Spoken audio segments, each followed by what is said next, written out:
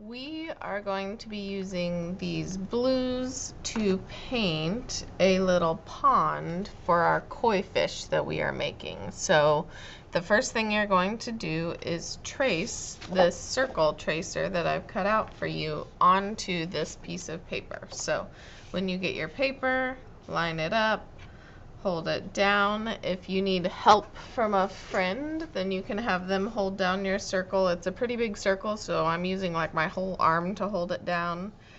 Tracing. And then you want to make sure your name is on it because it's going to go onto the drying rack. And you can put it on the front or the back because we are going to be cutting them out eventually. And your class code, so whatever the letter and number of your class is.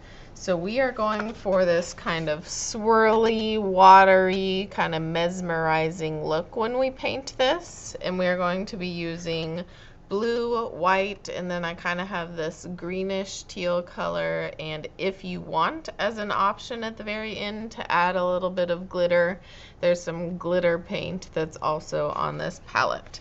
So something that's different about painting this is that we're not actually going to use any water to wash off our brush, which is like the opposite of what I've taught you. But for this project, we want all of our colors to kind of blend together, so we don't really need to wash off our brush.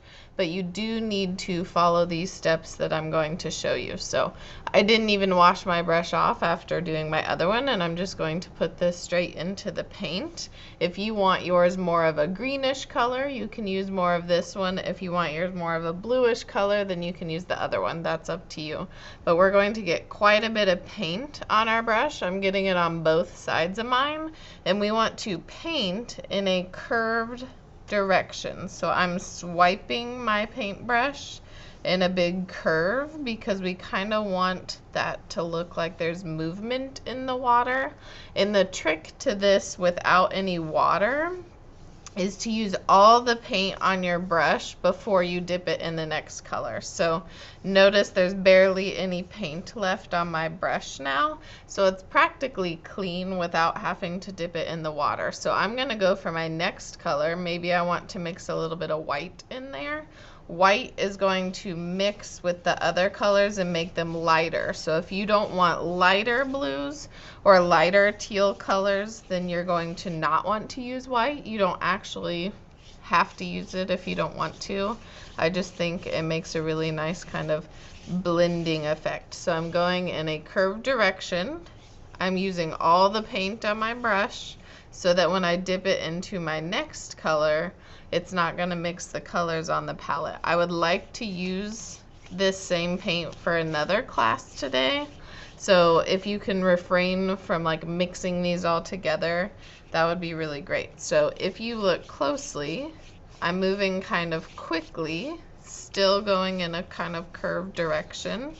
And the reason I'm moving quickly is because the paint will dry really fast, and we don't really want it to be dry because we want them to blend together. So after I've used pretty much all of that color, I'm gonna get a little bit more of the next color I want to use, and I'm gonna keep repeating that step. Now this is going to dry out really fast, so you actually need to like get quite a bit of paint on your brush, and I want you to fill your whole circle. And if you go over the edges, that's okay because we're going to cut them out. But you do want to see the edges because you won't know where to cut if you go over the edges too much. So I'm going curved directions, moving quickly. I'm kind of using both sides of my brush.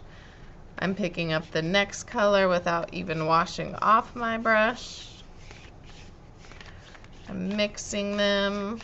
It's not something you have to think about too much, because no matter what you do, it's going to turn out really nice because these colors are just going to look good together no matter what you do. But I'm kind of twirling it in the middle to give it that kind of movement.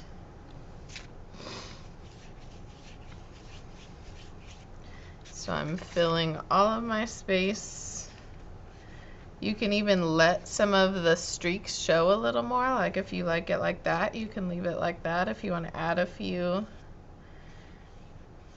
and not blend them so much, but if you don't like it, the nice thing is you can kind of just like blend it back together. You can cover it a little bit with another color